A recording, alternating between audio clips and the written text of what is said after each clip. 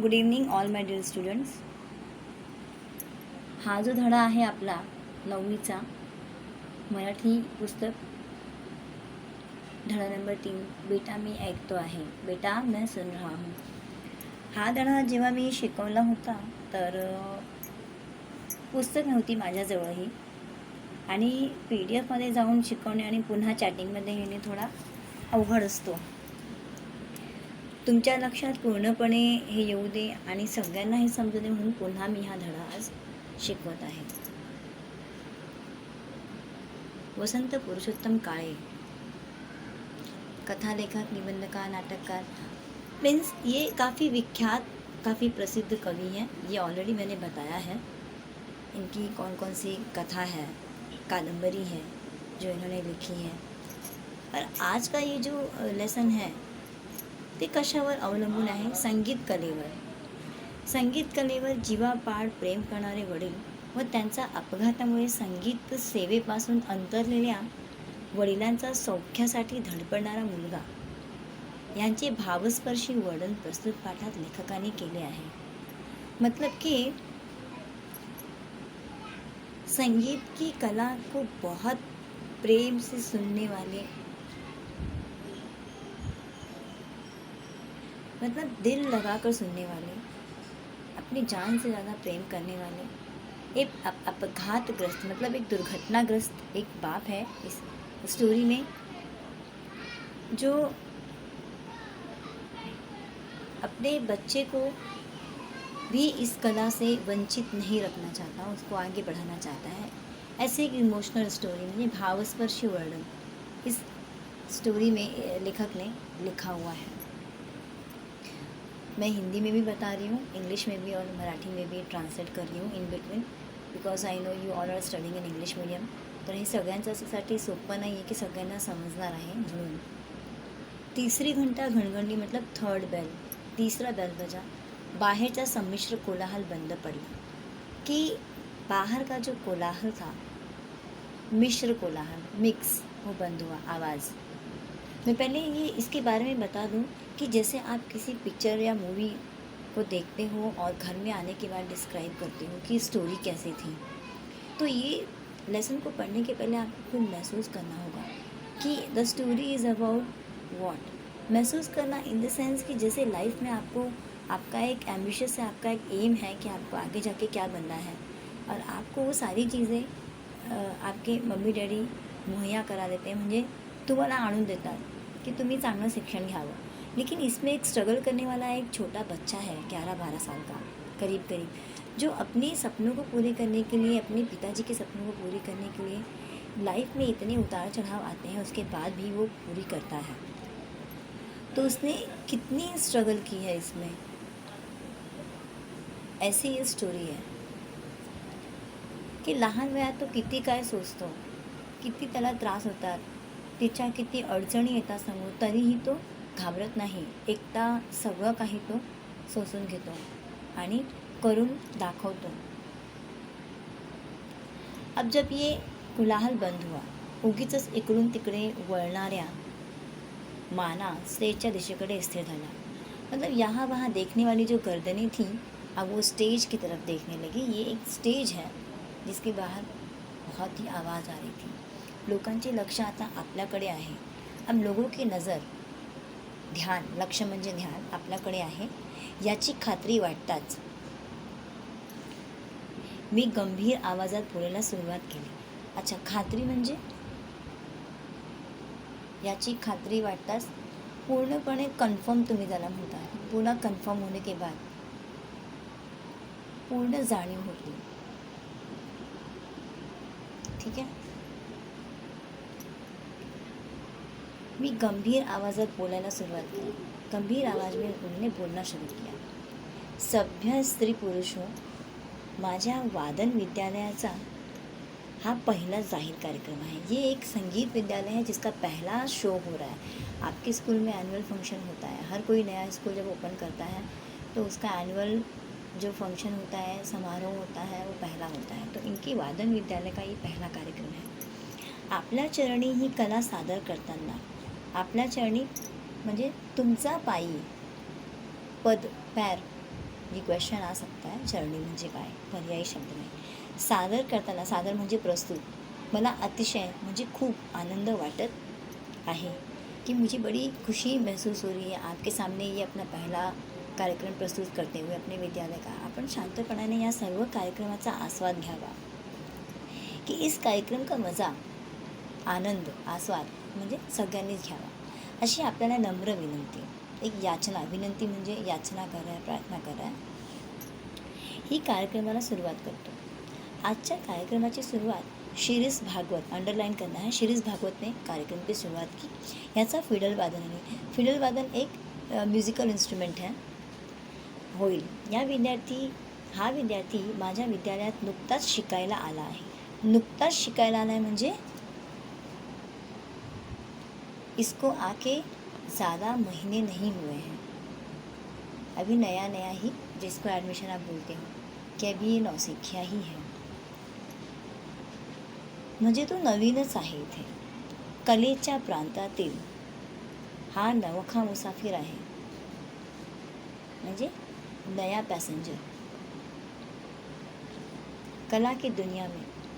हे लक्षात घेऊन आपण त्याच्या हुशारीचे कौतुक करावे ही विनंती. कि ये ध्यान में रख के आपको उसको लाईक ॲप्रिशिएट करणार, त्याचा कौतुक करायचं आहे, त्याची स्तुती करायची आहे ही विनंती. एवढे बोलून मी शिरीषकडे पाहिले. मला या मुलाची अतिशय भीती वाटत होती. वो भी मन में डरा हुआ था कि नया नया है और मैंने अपने स्कूल का नया प्रोग्राम इसके हाथ में दे दिया है, क्या करेगा भगवान जाने. खरे सांगायचे म्हणजे माझ्या मनातून मला शिरीषला कार्यक्रम द्यायचाच नव्हता. कारण नुकताच शिकायला लागलेला हा विद्यार्थी माझ्या विद्यालयाचे नाव खराब करेल याची मला खात्री होती. कि नया सीखने वाला ये जो विद्यार्थी मेरे विद्यालय का नाम खराब करेगा, इस बात की उनको पूरी भनक थी. ऐसा वो महसूस कर रहे थे. म्हणूनच मी त्याला कार्यक्रम देण्याचे टाळत होतो. उनको ये कार्यक्रम उसको नहीं देना था, अवॉइड कर रहे थे. टाळत होतो म्हणजे एखादा काम न देण्याकरता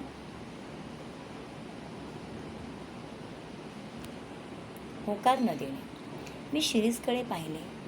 अब वो शिरीष की तरफ देखते हैं. मतलब आप महसूस करो कि स्टेज के सामने हज़ारों की संख्या में पब्लिक बैठी है और एक बच्चा स्टेज पे अपना म्यूज़िक इंस्ट्रूमेंट लेकर एक पहला शो देने जा रहा है. 12-13 साल का एक बच्चा और इतनी गर्दी और सबकी नज़र उसके ऊपर है. पहला कार्यक्रम उसने शुरू किया, आरंभ उसने किया. बिना चाहे एक डर आता है मन में. आप जब पहली बार मंच पर जाते हो, आप कितने भी स्ट्रांग हो, आप कितने भी एक्टिव हो, स्मार्ट हो, पर थोड़ा सा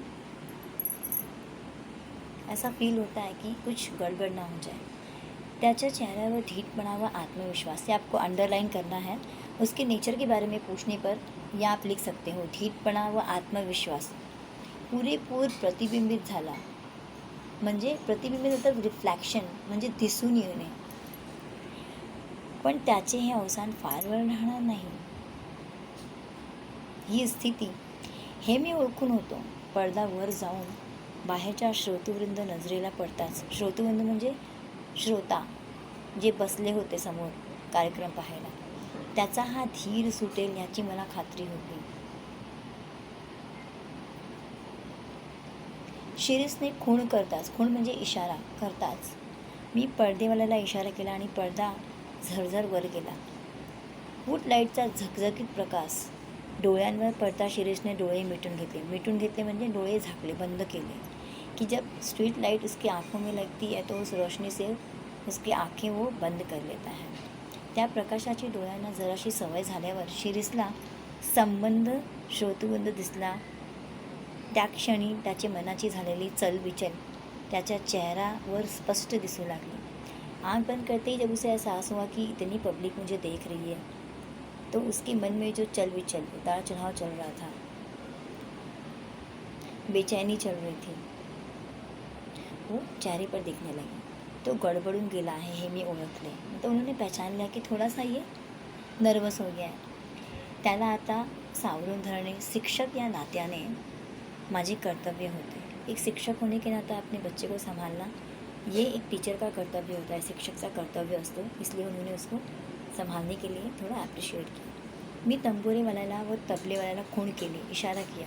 तंबोऱ्याचा धीर गंभीर आवाज घुमू लागला. शिरीषने डोळे मिटून कुणाचे तरी ध्यान केल्यासारखे दिसले व पुन्हा त्याचा चेहरा पूर्वीचा आत्मविश्वासाने न्हावून निघाला व हलकेच त्याने खडक लावला कि जैसे ही लगा तबले वाले का इशारा मिला. शिरीष ने अपनी आंखें बंद कर ली और ऐसा महसूस हुआ किसी का ध्यान कर रहा है और उसके पास उसका आत्मविश्वास बढ़ गया और उसने वाद्ययंत्र बजाना शुरू किया. 10 ते 12 वर्षाच्या मुलाने शांतपणे वाजवायला सुरुवात केलेली पाहून लोग शांत बसले. 10-12 साल का, महज 10-12 साल का एक लड़का इतना बढ़िया वाद्य कला कर रहा है देख कर लोग एकदम शांत हो गए. धीमेपणाने शिरीष ने भूप रागातली गत, देखो स्टेज पे कौन सा वो राग बजा रहा है, भूप रागातली. ये जब स्टेज शो पे गया तो भूप राग वाजायला सुरुवात केली. वाजवलं त्याने व्यवस्थित. तेच ते सूर, मात्रेचाही फरक नाही. तबले के साथ साथ वो सूर एकदम बराबर जा रहे थे.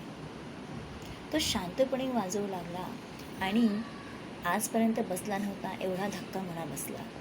कानावर विश्वास बसेना, नजरेवरही बसेना. न कानों पे विश्वास हो रहा था न नज़र पे. इतना धक्का लगा था उसके टीचर को लेकर. पंचेंद्रिय दगा तर देत नाहीत ना. पंचेंद्रिय म्हणजे सेन्सरी ऑर्गन्स, तुमची जी इंद्रिय आहे 5, कान, नाक, डोळे, हा प्रकार.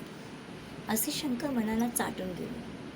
म्हणजे ह्या शंकेने त्याच्या मनात एक परिणाम केलेला. माझ्या जागी तुम्ही असता किंवा आणखी कोणीही असता तरी त्याच्या मनातही तशी शंका आली असती की मेरी बदले अगर आप भी होते, मेरी जगह पे अगर आप होते तो आपका भी मन ऐसे ही हो जाता. तुम्ही सांगा. सुमारे 6 महिन्यापूर्वी शिरीष माझ्या विद्यालयात आला. मतलब 6 महीने पहले आया था शिरीष अपने मास्टर जी के पास.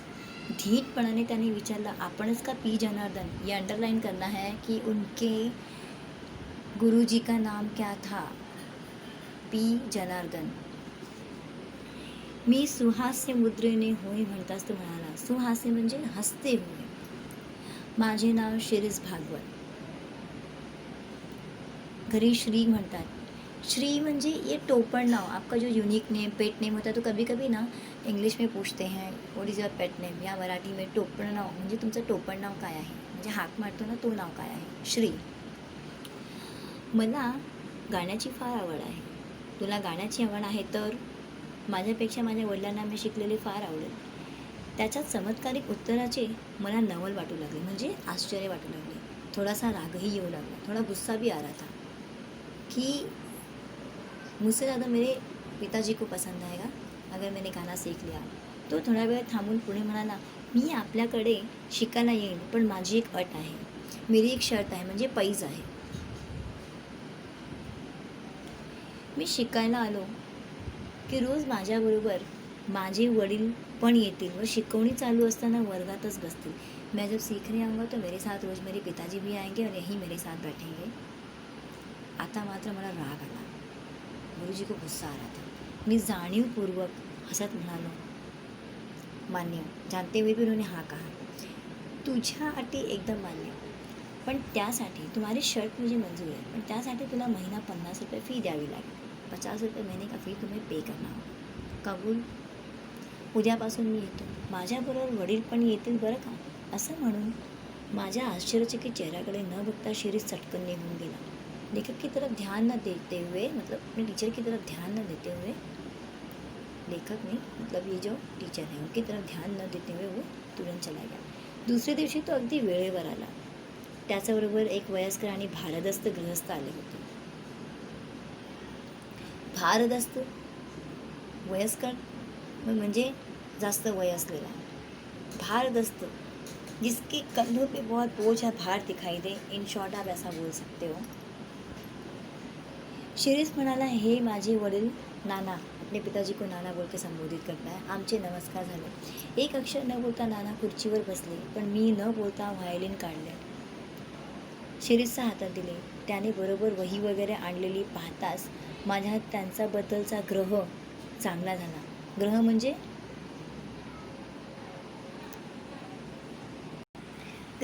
विचार म्हणजे एक स्थिति उसके बदले जो सोच रहा था वो सोच म्हणजे ग्रह. ठीक है, मतलब पूरी तयारी में आया था वो. पहिल्या दिवशी प्राथमिक माहिती व पहिला धडा दिल्यावर मी हातात व्हायोलिन घेतले. माझ्या विद्यालयास येणाऱ्या विद्यार्थ्यांना पहिल्या दिवशी स्वतःच वाजवून दाखवायचे अशी माझी प्रथा होती. इनकी यहाँ प्रथा म्हणजे नियम. ये नियम क्या था कि जो नया विद्यार्थी आता है वो पहले खुद म्युझिकल इन्स्ट्रुमेंट बजा कर दिखाता है. त्यामागील हेतू एवढाच की मला त्यांना सुचवायचे असते की नेटाने नीट टिकलात तर इतपत वाजवू शकाल. उसके पीछे कारण ये था कि आप सही तरीके से अगर म्यूज़िक क्रिएट करते हो, बजाते हो, तो आप ज़रूर यहाँ टिक सकोगे, सीख सकोगे. त्याप्रमाणे सुमारे 20 मिनिट मी पिलू रागातली एक गत वाजवून दाखवली. जीवाचे कान करून नाना ऐकत होते और शिरीष माझ्याकडे व नानांकडे आळीपाळीने बघत होता. मतलब एक बार शिक्षक को एक बार अपने नाना को व्हायोलिन खाली ठेवले व नानाकडे पाहिले. त्यांच्या चेहऱ्यावर तृप्तीचे समाधान स्पष्टपणे दिसत होते. सुमारे 20 मिनिटं पिलू रागातले गत वाजवून दाखवले. यहाँ पे एक कन्फ्यूज़न है आपके टेक्स्ट बुक में. मी पिलू रागातली एक गत वाजवून दाखवली. ये आई थिंक ये शिरीष है जो बिना रुके 20 मिनट तक पिलू राग की एक गत बजा रहा है, जिसकी वजह से नाना के चेहरे पे समाधान है. और दूसरा दुख ये है शिरीष को कि वो बड़े प्यार से ये म्यूज़िक वाद्य बजा तो रहा है, लेकिन उसके मन में कहीं ना कहीं ये है कि नाना सुन पा रहे हैं या नहीं. वो ये सोचकर विचलित है. शिरीष म्हणाला व पितापुत्र उठले. मीच आपण होऊन विचारले, काय कसं वाटलं. एकंदरीत वा उत्कृष्ट, त्याच्याबद्दल प्रश्नच नाही. शिरीषने मध्येच उत्तर दिले. मला त्याचा आगाऊ स्वभावाचा राग आला. आगाऊ स्वभावाचा म्हणजे पुढे बोलणारा, कि पिता के बोलने के पहले अपने पिता के पूछे गए प्रश्नों का उत्तर खुद दे रहा है. जब उन्होंने पूछा कि कैसा लगा तो पहले ज़ोर से बीच में ही वो बोलता है नहीं बहुत अच्छा लगा. इसमें बुरा लगता है टीचर को. आपण कुठं असता कामाला. होचकपणे शिरीषच पुन्हा म्हणाला. मला वाटते की मध्ये मध्ये बोलल्याबद्दल नाना शिरीषला दम भरतील. बीच में बोलने के लिए नाना ज़रूर उसको डांटेंगे, बट उन्होंने ऐसा कुछ नहीं किया. पण त्याउलट ते कौतुकाच्या नजरेने त्याच्याकडे पाहत होते. डांटने के बजाय वो बड़ी प्रशंसा की दृष्टि से देख रहे थे शिरीष को. नियमितपणे रोज़ पिता पुत्राची जोड़ी येऊ लागली. अब रोज एक नियम से पिता पुत्र रोज वहाँ पे आने लगे. शिरीषची प्रगती पाहून मात्र प्रसंगी मी पण आश्चर्यचकित होत होते. त्याचा हात वाजवायला अतिशय हलका होता आणि माझ्या सर्व विद्यार्थ्यात त्याची आकलन शक्ति. देखो हाँ, यहाँ पे आपको आकृतिबद्ध में आता है, जैसे आपने लिखा ना आत्मविश्वास, धीटपणा, दांडगी आकलन शक्ति, ये भी आएगा. दांडगी आकलन शक्ति. नाना रोज त्याच्याबरोबर येत व एक अक्षरही न बोलता शांत बसणार. पिताजी तो रोज आते थे बट कभी बोलते नहीं थे. मी पण त्यांच्याशी बोलत नसे. वो भी नहीं बात करते थे. टीचर जी हां म्हणता 3 महिने निघून गेले. आणखी 3 महिन्यांची होणारा माझ्या विद्यालयाचा प्रथम कार्यक्रम आपण शिरीषला कार्यक्रम द्यायचा असा मी निश्चय करून टाकला. आणि त्यानुसार मी शिरीषला म्हणालो, शिरीष अशीच प्रगती कायम राहू दे.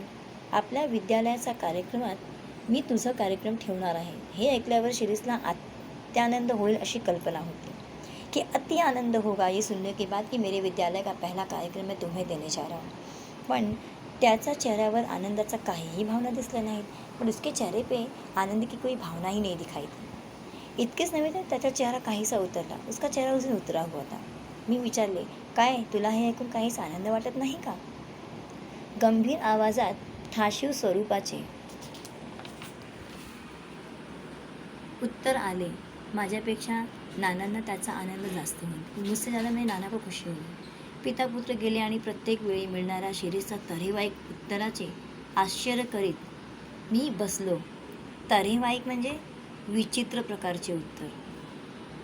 प्रत्येक वेळी तो नानांचे नाव का घेतो व नाना अगदी रोज त्याच्याबरोबर येतात याची रहस्य काय असावे या प्रश्नाचे उत्तर मला सापड़े ना कि रोज़ नाना उसके साथ क्यों आते हैं, बार बार ये नाना का नाम क्यों लेता है। ऐसा रहस्य उनके दिमाग में क्वेश्चन घूम रहा था, बट इसका रहस्य समझ में नहीं आ रहा था। याशिवाय आणखीन एक शंका माझ्या मनात वरचेवर येत असे, ती म्हणजे नाना जवळ असताना शिरीष मोकळ्या मनाने व्हायलिन वाजवत नसावा, ही दुसरे दिवशी शिरीष नसावा,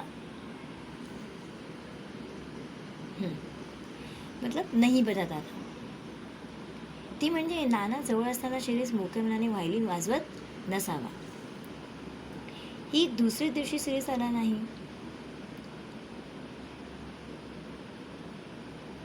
अब दूसरे दिन शिरीष आया नहीं। एक दिन नाना नहीं आया तो उसने ठीक से बजाया नहीं, और दूसरे दिन गया ही नहीं। त्याचा हा पहिला खाना, ये उसका पहला ॲब्सेंटिझम था, गैरहजर। नसेल एखाद वेळ जमले असे मी समाधान करून घेतले, ठीक है नहीं जमा होगा, इसलिए मन को समाधानित कर रहा था।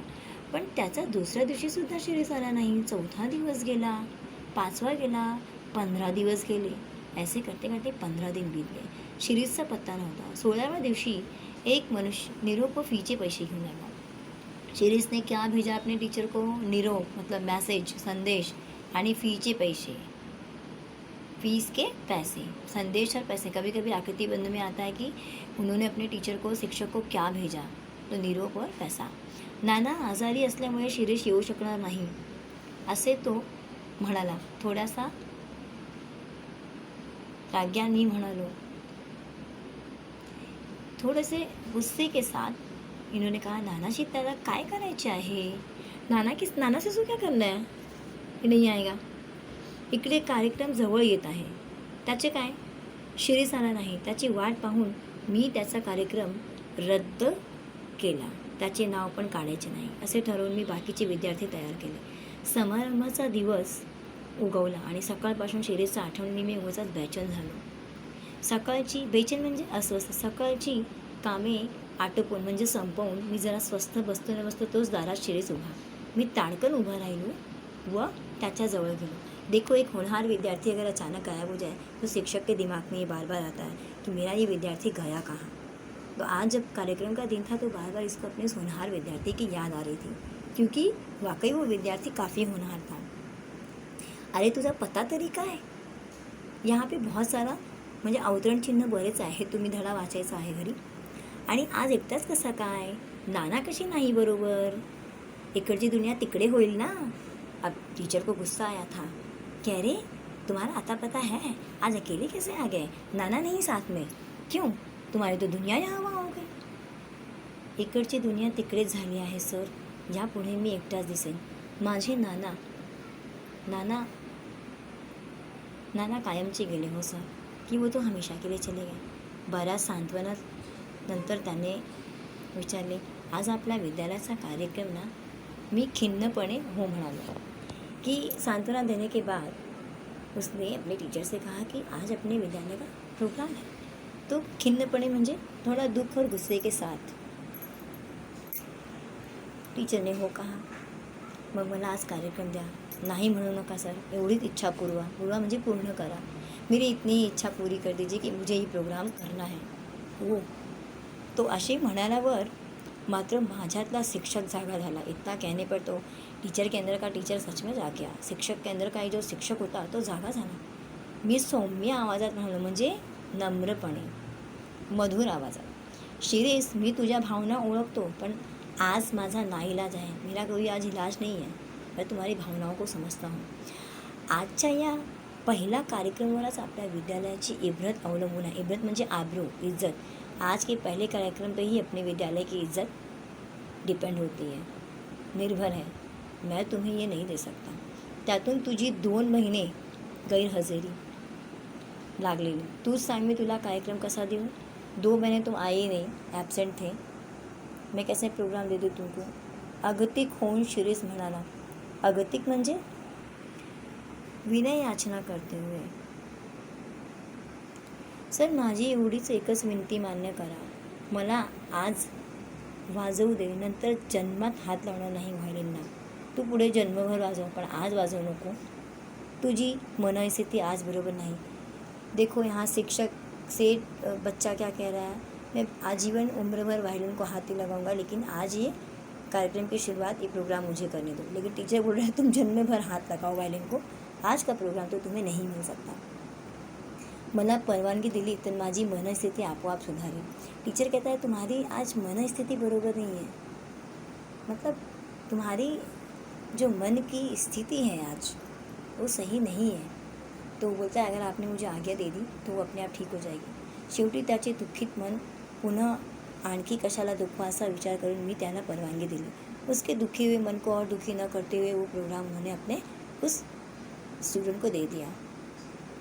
त्याप्रमाणे मी परवानगी दिली आणि शिरीष वाजवू लागला। शिरीष कार्यक्रम करण्यात मुरलेल्या एखाद्या वादकाप्रमाणे वाजत होता। इतके शिकला तरी कुठे, मुरलेल्या मतलब एकदम प्रोफिशियंट, ज्याला पूर्णपणे त्याची माहिती असेल त्या प्रकारे। इतके शिकला तरी कुठे याचाच मी विचार करत होतो की सीखा कहाँ इसने, 2 महिने ॲब्सेंट था। त्याहीपेक्षा मला मुख्य प्रश्न असा पडला की नवीनच शिकायला लागलेला मुलगा इतके उत्कृष्ट वाजवतो तर जुने मुरलेले विद्यार्थी किती छान वाजवत असतील। पुराने विद्यार्थी कितना अच्छा बजाएंगे जब ये नया होके इतना अच्छा म्युझिक क्रिएट करा, असेच बाहेरचे लोक म्हणत असणार। तेव्हा याच्यानंतर वाजवायला कुणाला बसवावे, टाळ्यांकडे कडकडाटाने मी भानावर आलो। जो सोचने पे मजबूर हो गए थे वो अपना म्हणजे त्यांचा भानावर आले, जो विचार में खो गए थे अचानक उस विचार से वो जागे, उस स्थिती से बाहेर आए। शिरीष आता आला व त्याने माझे पायावर डोके ठेवले। मी त्याला उठवत विचारलो, शिरीष हा काय प्रकार आहे, तू माझ्याकडे न येता आणखीन कुठे शिकत होतास? डोळे पुसत शिरीष म्हणाला, काय मी भलती शंका, मी तुम्हाला सर्व सविस्तर सांगतो। ज्या दिवशी मी तुमच्याकडे फी व चिठ्ठी पाठवली त्याच रात्री नाना वारले। मला धक्काच बसला, ज्यांच्यासाठी शिकत होतो तेच गेल्यावर कशाला आता शिका म्हणून मी व्हायलिनला हाथ लावायचा नाही असे ठरवले की मैं जिसके लिए सीख रहा था वही नहीं इस दुनिया में, तो मैं सीखूं किसके लिए। तुम्हाला कदाचित माहिती असेल किंवा नसेलही, माझे नाना एकेकाळी उत्कृष्ट गवई होते, बहुत बड़े गवैया थे। एक ऐसा भी समय था कि उसके नाना बहुत बड़े गवैया थे। त्यांना एकदा कसलासा जबर अपघात झाला व त्या अपघातात ते ठार बहिरे झाले। उनके साथ एक दुर्घटना हुई जिसकी वजह से वो बहरे हो गए। त्यांना काहीही ऐकू येत नसे, कुछ सुन नहीं सकते थे। ओठांचा हालचालीवरून त्यांना काही शब्द समजलं। बहिरेपणाचा इतर गैरसोयीपेक्षा संगीत सेवा अंतरली याचाच नानांना धक्का बसला कि उससे भी ज़्यादा ये दुख था कि उनकी जो संगीत सेवा थी वो समाप्त हो गई। शेवटी त्यांना मला काहीतरी वाद्य शिकवण्यासाठी उद्युक्त केले म्हणजे प्रेरित केले। कोणीतरी संगीतशास्त्रासाठी सतत धडपड करत असल्याचे पाहताच त्यांना अमाप सौख्य मिळत असे। अमाप म्हणजे ज्याचा माप नसतो। म्हणूनच ते रोज माझ्याबरोबर इथे येत होते, पण त्यांना ऐकू काहीच येत नव्हते। त्यामुळे मला वारंवार खेद व्हायचा की मी वाजवण्यात कितीही प्रगती व कौशल्य दाखवले तरी माझे नाना काहीही ऐकू शकत नाही। या विचाराने मला नानासमोर मोकळेपणा वाटत नव्हता। देखो यहाँ पे सस्पेंस क्लियर हो रहा है कि बेचारे नाना उसके साथ रोज आते थे, लेकिन वो सुन नहीं सकते थे और बोल भी नहीं सकते थे।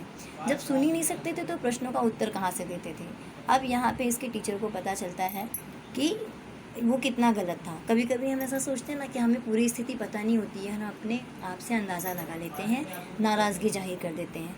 तो जब तक हमें पूरी बात पता ना हो हमें अपना ओपिनियन नहीं बनाना चाहिए, ये चीज़ भी हमें मालूम होती है इस लेसन से। ज्या दिवशी नाना गेले त्या दिवशी मी ठरवले की संगीत बंद। पण दुसऱ्या क्षणी मनात विचार आला की माझे नाना तेव्हा माझे वादन ऐकू शकत नव्हते, पण आता माझ्या शेजारी बसून नक्की ऐकत आहे कि उस वक्त वो नहीं सुन पा रहे थे, लेकिन आज मेरी बगल में बैठ के वो मुझे सुन सकते हैं। या विचारासरशी लोकांकडे निंदेकडे लक्ष न देता मी त्याच दिवसापासून व्हायलिन शिकू लागलो, वाजवायला सुरुवात केली। मतलब मैं इस बात को न ध्यान देते हुए कि लोग क्या कहेंगे, मैं खुद से उसकी साधना करने लगा, सीखने लगा। आज सकाळपर्यंत मी कुठे बाहेर पडलो नव्हतो। 24 तास एकच उद्योग। आज मैं सुबह से कहीं बाहर नहीं निकला था। 24 घंटे से मैं यही अभ्यास कर रहा था। मी सराव करू लागलो। सराव जिसे आप परीक्षा कहते हो, टेस्ट ले रहा था खुद का। म्हणजे मला भास व्हायचा की मी पुढच्या तानावर सूर मला नानांचं सांगत आहे। तबल्याचा ठेका त्यांनीच धरला आहे व तांबोऱ्याचा तारावरून पण त्यांचीच बोटं। आज उसे ये महसूस हो रहा था कि तबले का जो थाप है और तंबोरे का जो तार है वो मेरे नाना के हात में है, तो मुझे आज उनको सुनाना आहे अपना संगीत. आजच्या कार्यक्रमाच्या सुरुवातीला एवढे लोक पाहून मी गडबडून गेलो होतो, पण डोळे मिटून घेताच नानांची मूर्ती डोळ्यासमोर आली. ते म्हणाले, बेटा वाजव, मैं ऐकतो आहे की आज मैं तुम्हें सच में सुन रहा हूँ बेटा, आज तुम ये म्युझिक बजाओ. मला जोर चढला. माझ्या डोळ्यांसमोर प्रेक्षक नव्हते. मेरे सामने न तो प्रेक्षक थे, न श्रोता थे, न थिएटर था, कोई नहीं था, सिर्फ मैं और मेरे नाना थे, मैं और मेरे सुर थे. शिरीष गप्प बसला आणि मी काहीच बोलू शकत नव्हतो. शिरीष इतना बोलकर चुप हो गया और शिक्षक भी कुछ नहीं बोल पाए. उस दिन उनको महसूस हुआ कि किस प्रकार बिना सोचे समझे कभी कभी हम गलती कर लेते हैं और इस बच्चे ने कितना बड़ा काम किया है. आई होप आपको ये स्टोरी अब समझ में आई होगी.